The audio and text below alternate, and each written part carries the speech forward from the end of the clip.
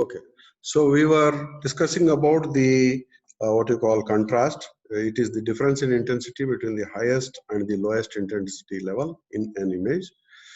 If the contrast is low, then we will have a dull, washed out gray look. Then we have what is known as spatial resolution. It is a measure of smallest detectable detail in a image. What is the smallest detectable detail in an image is known as the spatial resolution. It is measured in line pairs per unit distance or dots or pixels per unit distance. Generally, we will call it as DPI, dots per inch, DPI.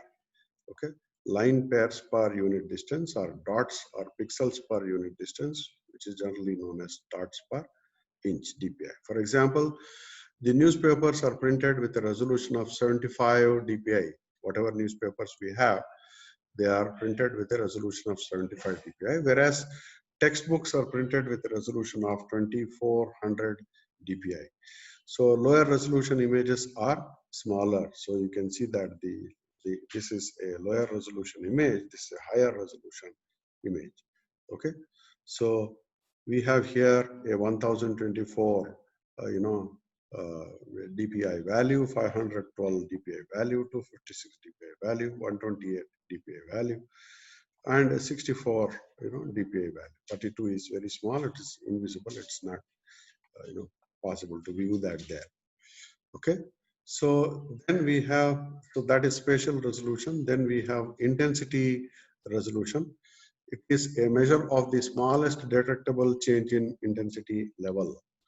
Okay, if we can detect the smallest change in the intensity level, that is known as the intensity resolution. It refers to the number of bits used to quantize the intensity. So for example, an image whose intensity is quantized into 256 levels is said to have 8 bit of intensity resolution.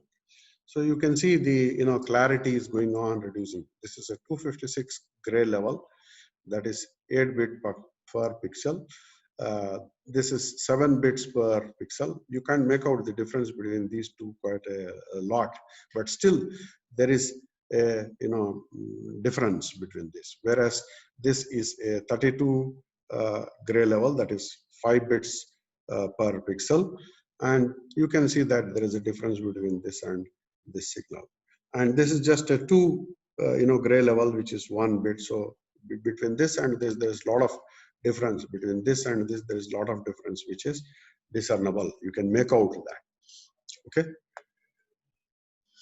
So we have the isomorphic isopreference curves, which represent the dependence between intensity and the spatial resolution.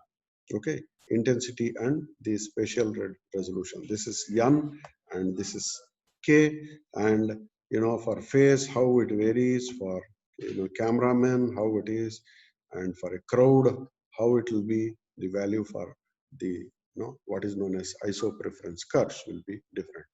So points lying on the curve represent images of equal quality as described by the observer. The curves become more vertical as the degree of detail increases.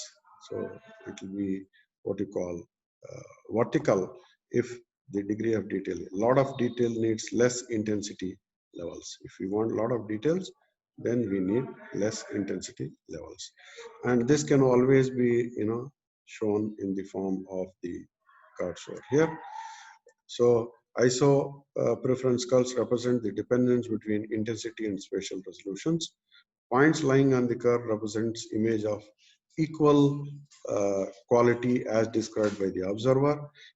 They become more vertical as the degree of detail increases. A lot of detail needs less intensity level.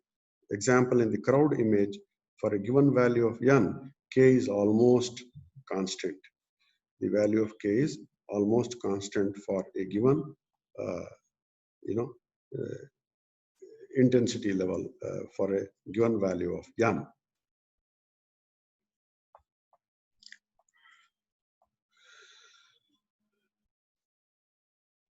So then we come to the image interpolation. Basic tools used extensively in the tasks such as zooming, shrinking, rotating, geometric correction, uh, process of using known data to estimate values of unknown locations, uh, enlarge an image of size 500 to 500 by 1.5 times. So interpolation means you can increase and decrease and all that.